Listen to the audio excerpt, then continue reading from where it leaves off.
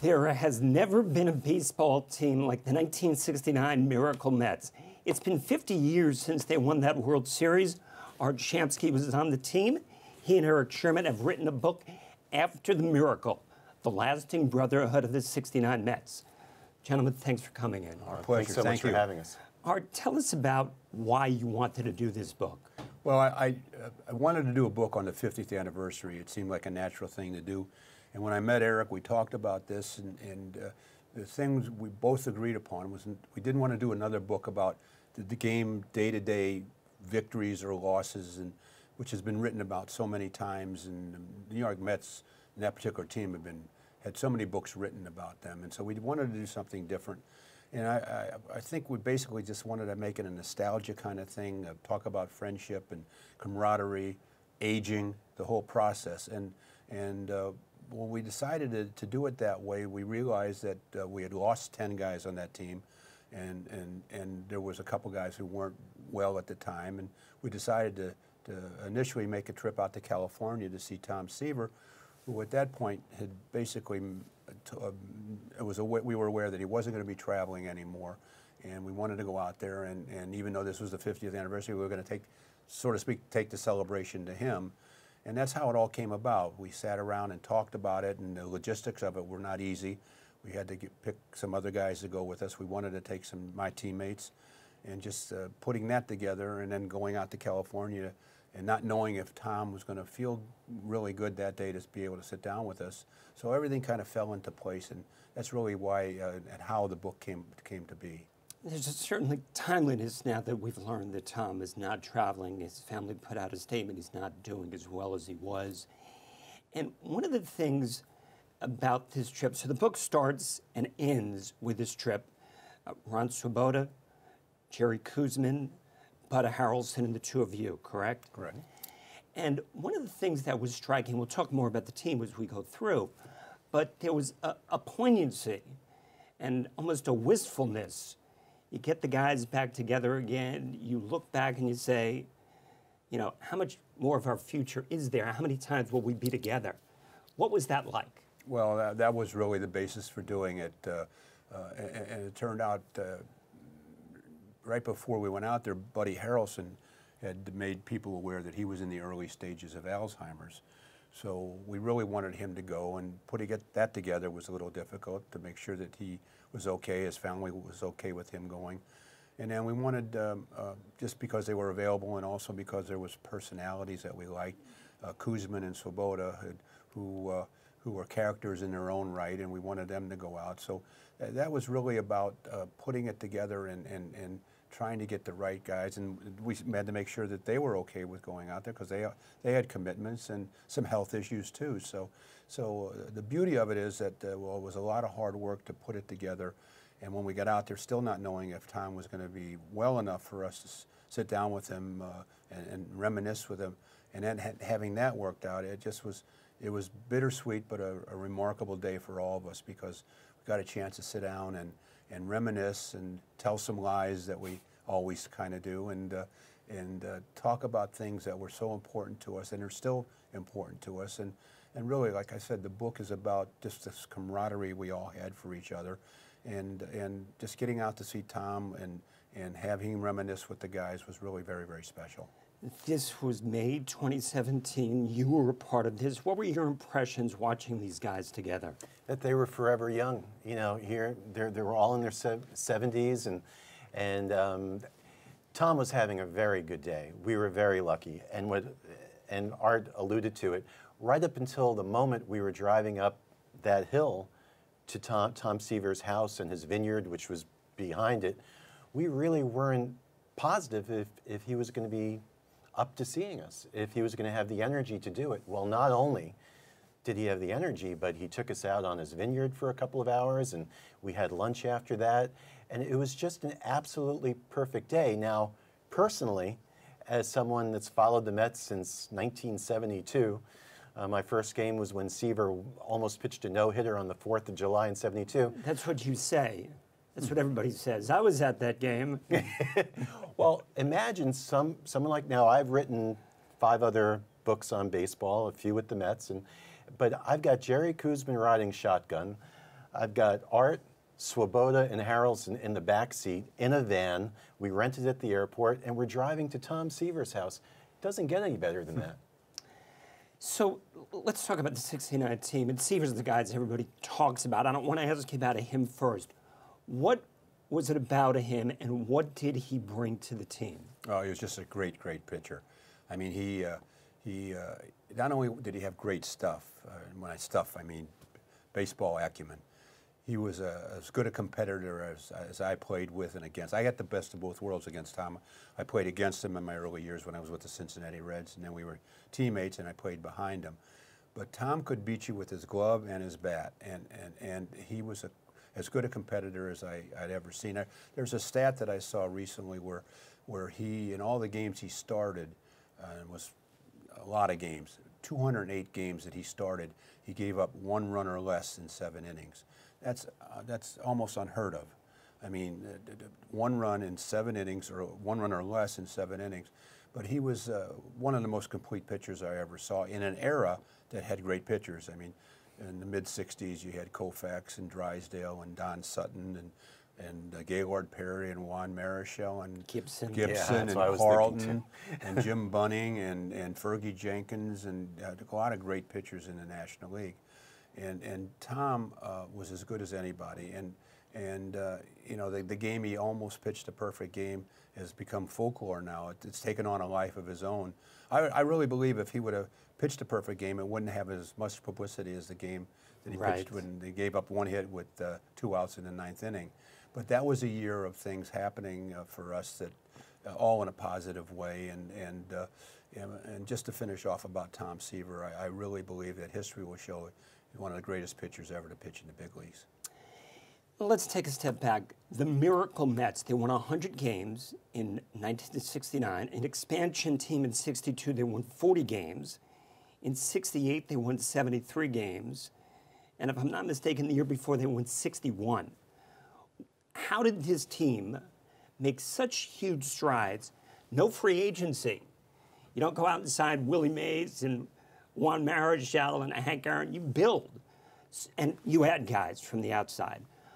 How was this team able to make these exponential leaps? Well, I can't take the blame for those early years because I wasn't there. But when I got over in '68, it was also Gil Hodges' first year. Tommy Agee was just joined the team, J.C. Martin, a few other players, Al Weiss, a few other guys. And I really believe it was Gil Hodges' wherewithal as a manager, his brilliance as a manager that I think really changed the whole thinking about how the Mets played. I remember the first game, or the first day in spring training in 1968, my first year there, his first year. He had a meeting with the players, and he just basically said, "You will not be the same old Mets that you used to be." And right off the bat, I knew that was going to change. He was going to be a strong disciplinarian, and although we finished 9th, a half game out of last place that year, you could see improvements. And I think Gil had the ability as a manager to be able to get the most out of all his players, and that was the beauty of his managing. He was able to get that guy at the end of the bench to be able to understand that he wasn't going to be playing every day, but we needed him to come off the bench and contribute. And I think the bottom line is what happened to us is very simple. We found ways to win close games as opposed to ways to lose close games. And again, I go back to the brilliance of Gil Hodges as a manager, and was able to teach us not only how you play on the field, but also how you command yourself off the field.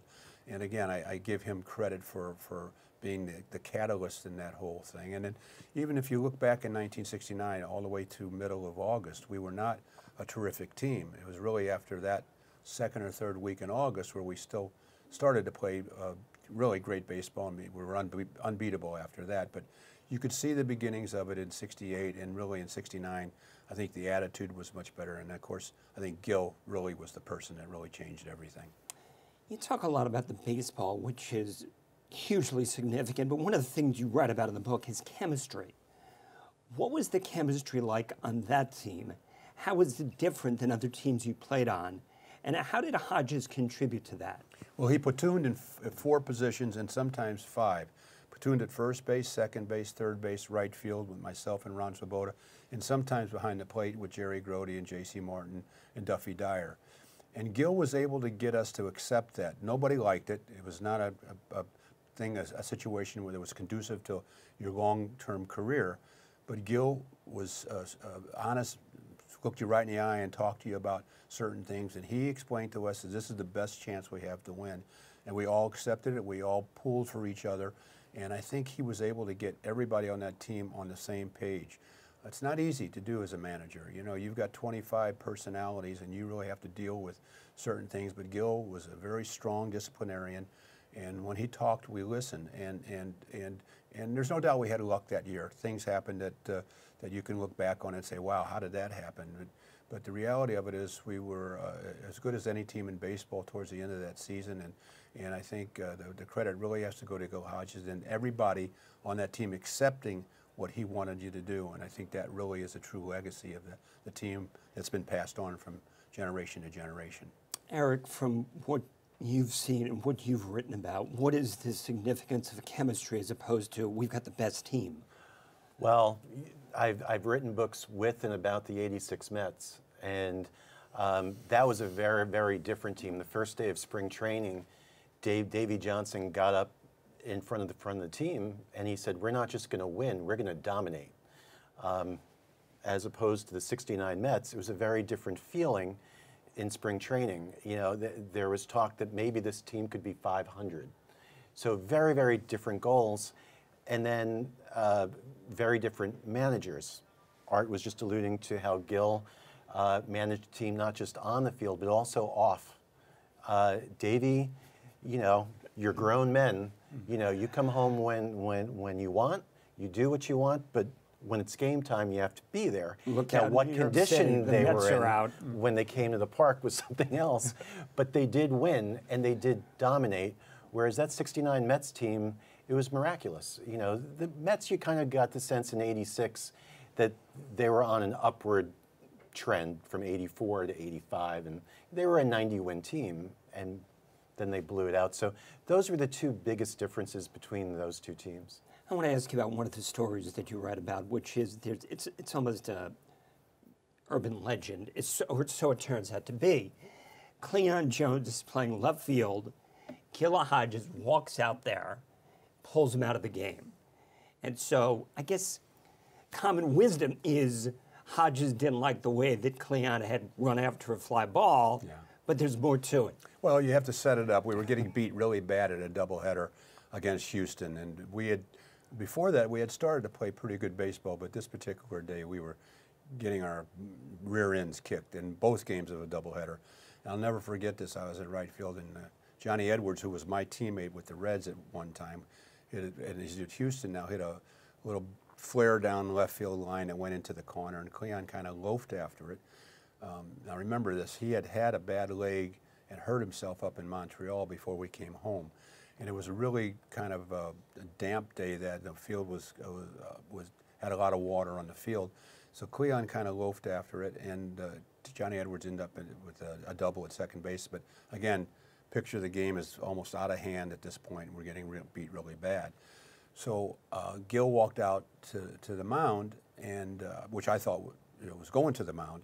And I remember he would never step on the line at first base. He would always skip over it. And I had really good eyes back then. In right field, I'm looking, he barely missed that line by about a half an inch. And I said, really, that's strange. Gil usually never comes close to it. And he walked out to the pitcher. I forget who the pitcher was. And he walked by the pitcher, and I said, oh, my gosh, what the heck did Buddy do? And then when he walked by Buddy, I said, oh, no. If I was Cleon, I would just turn around and run towards that left field bullpen, ask him to open that door and just run, because Gil was really a tough, tough guy. But to this day, Cleon always said Gil just came out and said to him, what's going on? How you feeling? And Cleon said, look down, look at all this water. And you know I have a bad leg. And to make a long story short, the truth only is known by one person at this point, and that's Cleon. But he's always said that Gil just came out, asked him how he was feeling, pulled him off the field a little bit, tugged at his shirt a little bit, and took him off the field. And whether Gil wanted to make that a message or not, it was a message to everybody. We started playing a lot better after that. And to this day, Cleon said he never said anything bad. He just said, are you okay? What's wrong? And this and that. But Gil had this way about him when he talked to you, it was pretty. If it was serious, it was pretty serious. Put it more with lack of a better word. And I think all of us got a message that day, and it was really a turning point in the season. So how did you take that? How did it resonate with the ball club? Well, I think all of us felt like Gil was not going to tolerate this kind of play. I mean, again, I can't emphasize how bad we looked that day at a doubleheader against Houston.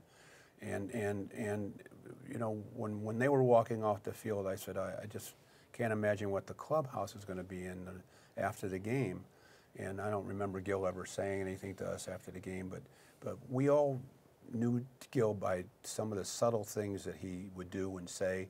And he wasn't a guy that had a lot of meetings. He was just stern in his voice and his actions. And I think all of us to a man kind of got the message that we needed to play better. And as it turned out, we did. And it was certainly for me something I remember. And Cleon has always defended it as Gil just wanting to know how I was feeling. So I take him at his word. But he's the only person that knows the truth now. So I assume it's correct.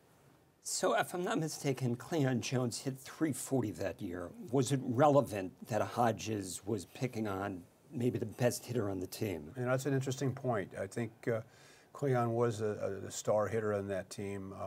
He might have thought that Cleon was somebody that he could do that to, or go out and talk to him and pull him off the field, and Cleon, it wouldn't affect him the rest of the year. You know, I can't get into Gil's mind right now, and I just don't know. But again, I just want to reiterate that Gil was a very tough guy, and you didn't want to mess with him, and you didn't want to do anything to make him angry at you. And I think everybody respected him for that. And I just think there was a subtle message there.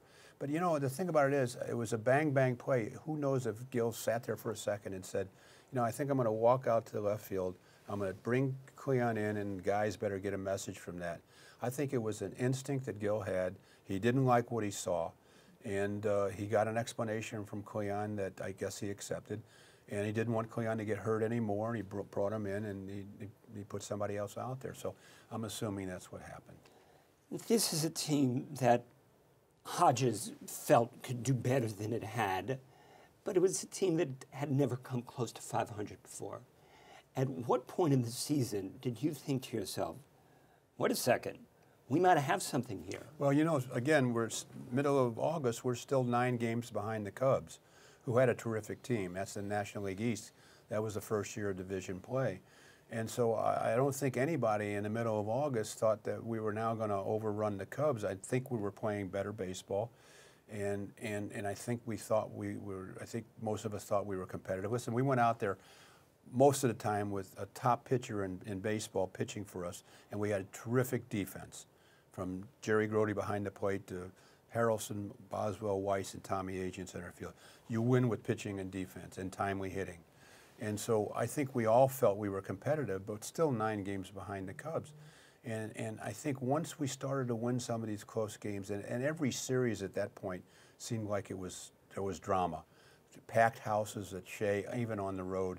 I mean, the crowds were starting to get into it, even though we weren't, you know, in first place at that point. But there was a sense, I really feel there was a sense of us being in a position to really play a lot better than we had been playing up to that point. And really the rest is history. It wasn't so much the Cubs played bad baseball, we just played great baseball. And we just overtook them, and I think we finished 8 or 9 games ahead of them. So that's a difference of what, 18 games in the course of a month and a half. But it's interesting, you write about this team that has a quiet confidence, unlike the cocky confidence of the '86 team. Where did that come from? And this is a losing ball club. Where does that confidence come from? And how important was it overcoming that deficit? I think it came from the fact that the guys were having better years than they had the year before. They were getting production out of second base. They were getting production out of third base. When Grody didn't play, J.C. Martin jumped in and was doing a pretty good job. And if you look at the stats between myself and Ron Swoboda in right field, it's, you know, a lot of home runs and a lot of RBIs. So he was 24 home runs and 99 RBIs. Yeah, he was getting the most. Season from the right field. He was getting the most out of all his players, and I think I think we knew where we stood with him. We came to the ballpark knowing we were going to play or we weren't going to play. It was frustrating. I had a great series against Atlanta in that 3-game sweep again in the playoffs, and didn't start the first game of the World Series. It was all frustrating, but I accepted it because it was working. And maybe it hurt me in the long run in my career, but the reality of it was we all pulled for each other, and we all were hoping that everybody would do good, because at this point, we're really starting to believe that we are a team that can win, and win better than we did years before. I still don't think at that point we knew that we were going to overtake the Cubs and go on to beat the Braves, and then of course beat a terrific Baltimore Oriole team. But there were signs right then, and Gil had this confidence in us. And then again, I think really we tend to forget that we had great pitching. Any given day, Seaver was going to pitch a shutout or a one-hitter, and Koosman at that point was as good as any pitcher, second pitcher on a team in baseball. And you had Gary Gentry in the third, and then you had Jim McAndrew who was having a pretty good year. You had Nolan Ryan, you had Tug McGraw, you had Don Cardwell, you had Cal Kuntz, you had Ron Taylor in the bullpen. So, speaking strictly from a baseball point of view, we knew we had guys that could play. It was just finding ways to win those close games that we somehow would blow in extra innings or in the 7th, 8th, and 9th inning. We were all young, really. We all grew together as a team. We only had a couple guys in their 30s at that point, and I think really it was a matter of mind over matter, to say, for again, lack of a better word, where we just started to believe. And again, it was a strong influence of Gil Hodges as manager. And Erik, you weren't there in '69. You've talked to a lot of these guys. What did you see as the ingredient that took this mostly young group of guys, that they were able to not worry about history, not worry about how good the Cubs were? They focused. What did you see with this group? Oh, almost to the man, they refer to Gil Hodges. He was the difference. Former Marine, war hero, and he just changed the whole dynamic of the ball club. I mean, we interviewed practically everybody that was associated with the team, not just the players that played, and everyone felt that. And I think that was the most significant change in the dynamic of the team. I think in that first year in '68, Gil was kind of feeling things out. Then he realized what the heck he had. And when you are able to draft Tom Seaver, Jerry Koosman, Nolan Ryan, and then you're able to make some astute trades for Don Clendenin, who was key, and then you had the veteran calming presence of an Ed Charles, which cannot be overstated enough. And ironically, and perhaps fittingly, his last major league game was that 5th game of the '69 series, with that iconic photo of him running out to the mound, arms spread, with that 1,000-watt smile. That was his last game. And so you had a cast of characters, and they just gelled. They were all so different. Everyone that we interviewed, different personalities, different backgrounds, different skill sets. But they just melded, and Gil Hodges was maybe the only guy on the face of the earth that could make it all work. And it all worked pretty quickly. I want to digress for a second, talk about Ed Charles. This is a guy who had a link in a history to Jackie Robinson. And if you could just explain that. Eddie Charles, in all the years I played baseball, is probably one of the most respected players I've ever been around. He was the calming influence in the locker room. We had some bizarre characters on that team, from Don Clendenin to Koosman to Tug McGraw to some quiet guys like Ron Taylor and Jim McAndrew and Cal Kuntz. But the locker room was typical, like many locker rooms, our clubhouses, I should say. Guys screaming across at each other, making fun of things. But Eddie Charles was a calming influence of that team, and he had done so much as a player, had worked so hard to get to the big leagues. His story is one of true miraculous effort to get to the big leagues, and sad in a lot of ways, because he went through these perils to try and get to the next level and the next level, and had to go through all the problems that they had back then when he the started. segregated South. Yeah, exactly. And And when he got to the big leagues, he appreciated every moment. But he was such a calming influence on the team. I for the life of me, I'm not sure why they let him go in after we won the World Series. He was 35 at the time. I believe he could have played another couple of years. But what he gave to the clubhouse is you can't describe, and you can't really put a finger on it other than to know that he was the calming influence. If you had a bad day or the team was struggling, Eddie was such a outgoing, gregarious kind of guy where he would find some solace in explaining to you that life goes on. It's not the end of the world. I've been through this. I've done this. And when he died, it was a real blow to all of us who were part of that team, because he had this calming effect on everybody. He was a poet.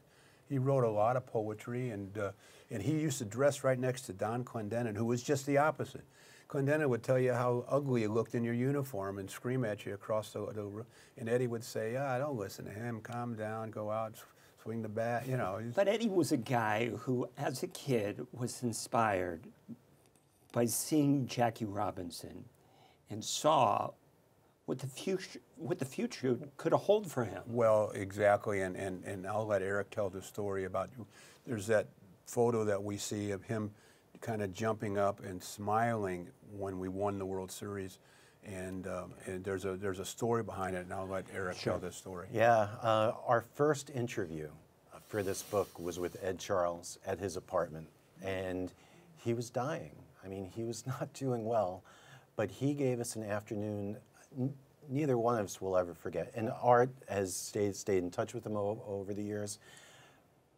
For me, it was living history. And so we asked him, what were you thinking? What was going through your mind in that iconic photo, arms spread out, you know, running towards Koosman and Grote, the celebration on the mound with that big smile? And he said, I was thinking about Jackie, and I was thinking to myself, Jackie, we did it. That is something. Because when he would listen to the World Series on the radio, well, even before that, I mean, he was from Florida, and when Jackie was coming up, he was training in Florida. So Ed would go to the games and couldn't afford a ticket, but he would, you know, hang out on the scoreboard or you know, wherever he could just get a glimpse of Jackie Robinson, who he idolized. And he worshipped him, and he kept pulling for Jackie. And then in 1955, when the Dodgers won the World Series, Ed Charles was overjoyed. And so when he won, he said, Jackie, we did it. Amazing. You know, 69 was this remarkable season and got so much attention for the Mets. But there was a lot going on in the world. Vietnam, Woodstock, civil rights unrest, all these things swirling, this cauldron out there. What role do you think the Mets played, and were you aware of what was going on? Well, we were all aware, but we were baseball players. The stadium was our castle, so to speak, and all of us were aware. That was also, we should mention, that was the year the Jets won the Super Bowl. We won, and then the Knicks won in May of '70. So you had three teams all winning for the first time, which was great for sports in New York. But I think we collectively as a team, because of where we had come from as a team in the early years of being known as the lovable losers, and really a bad team for the most part, to go ahead and win a World Series against a terrific Baltimore Oriole team. But as you mentioned, I think the other thing that's really important is that in an era that was one of the darkest periods in our history, war in Vietnam was tearing this country apart. We had assassinations. We had the city of New York going under financially, socially, spiritually. So many strikes going on in the city. My first book, Magnificent Seasons, I tried to do timeline events talking about those three teams. I couldn't find any good news. There was no good news. It was maybe the walk on the moon and Woodstock for all intents and purposes, but it was all bad news. You couldn't even. I'll just give you a quick example. When the Knicks won their championship, I think it was May 8th in 1970. 3 days before they won, you had the shootings at Kent State. Right. Where our National Guard shot and killed 5 students, and I think they wounded 9. I mean, that was what's going on in the world, and I think what we did collectively as a team, we made people feel better about their lives for a brief period of time. And I can't tell you that when somebody comes up to me and tells me that, or somebody who was in Vietnam says to me, you know, I was in the worst place in the world, and I heard you guys on the radio, or I heard you guys won. I fired off my weapon, and you made me feel better about where I was. I said, how do you beat that when somebody tells you that you've affected their life in a positive way? And I think we as a team, the 69 Mets, made a lot of people feel better about their lives, and they have passed that on to their children and their grandchildren, some who weren't even born at the time but know about that team because of these stories their parents or grandparents have told them. And I think those two things are really what really resonates with fans who follow that team and still remember that team. Is that your World Series ring? Yeah. Can you all hold it up? Sure. So I want to ask you, you're a ball player. You played 8 years, right? Yeah. Not a superstar. Well, I played 13 total. Okay. 8 years in the big leagues. Not a superstar. How did this World Series, how did that ring change the trajectory of your life? My life changed October 16th, 1969. There's no doubt about it. I am still in New York because of it. All the things that I have done in my life, for all intents and purposes, are because I played on that team. I played 13 years. Nobody ever talks about the other 12. It's really about 1969. When they see my name or they hear that I played on that team, everybody wants to know about either the Black Cat running on the field, Tom Seaver's almost perfect game, Cleon Jones situation, Tommy Agee's 2 great catches in the World Series, Ron Swoboda's great catch in Game 4. It's always about 1969. So there's no doubt, and I always get people saying to me, don't you wish you were playing now, making all that money? And I say, what, are you crazy? Of course, but the reality is that would I change it for this ring that I wear? And having had the opportunity to play against and with some of the greatest players in the history in the game. And when I came up with the Reds, I played with Frank Robinson and Pete Rose and Johnny Bench and Tony Perez and all the great pitchers and players, Mays, Aaron Clemente. And so I got a chance to play with and against those guys. And then the topper is being part of that team that lives on forever. That team will never die because stories might get stretched out. Those home runs might have gone 600 feet, and they might have barely made it over the fence, but there are stories about that team that will live forever. And we get because it's the 50th, it adds to the situation. But if it was the 30th or the 40th, people would still be talking about 1969 because it was such a special year. You know, I'm going to ask you what might be a hard question or maybe not. You're 77. Really? No. Yeah. You sure Yeah, about that? I'm sorry. I thought it was I 67. cut you. We can count thought the it was rings. 67. We'll count the ring. You get together with the Harrelson and Seaver and Swoboda and Koosman, and you're looking back. What is it like to know this was 50 years ago? How many times am I going to see these guys again? What is that like for you? It's a little scary. It really is. There's no doubt about it. It's bittersweet in a sense, and some of the guys I see more than others. Buddy, I don't see as much now, but he's in the area because he's been diagnosed with beginning Alzheimer's, and Eddie Kranepool I see a lot because we do a lot of things together. But you know, Koosman and Swoboda and some of the guys that I miss seeing, and you always wonder, are you going to see him again? You get to a certain point. Like I said, we lost 10 guys on that team.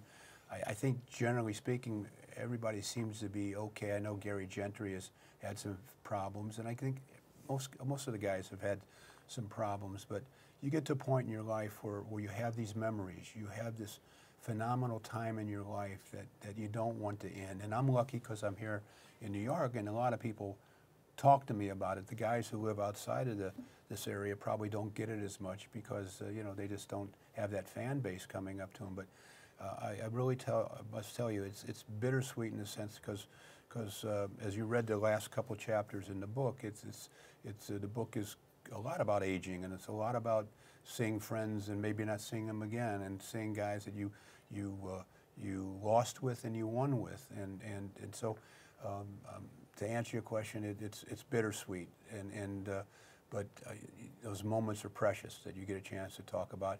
And like I said, sometimes you tell some lies. You know that home run, remember that home run I hit to, 500 feet? But they're good lies. As Tom Seaver told us, they're good lies. And, That's right. And so I'm so happy to have been part of that team. I'm hoping everybody is around when they do this reunion in June out at Citi Field. It'll be very special for all of us who are part of that team. And again, I played 13 years, and the other 12, for all intents and purposes, are not important. Well, for a sports book, there is a lot of poignancy and a lot of wistfulness here, and you get the inside story of the '69 Mets, but you get the human component. These are human beings playing a sport they love, who want to win, and somehow there was that dynamic and that chemistry which led to that ring. Fascinating book. Art Shamsky, Erik Sherman, thank you so much. The book is After the Miracle. Thanks for joining us. Thank you.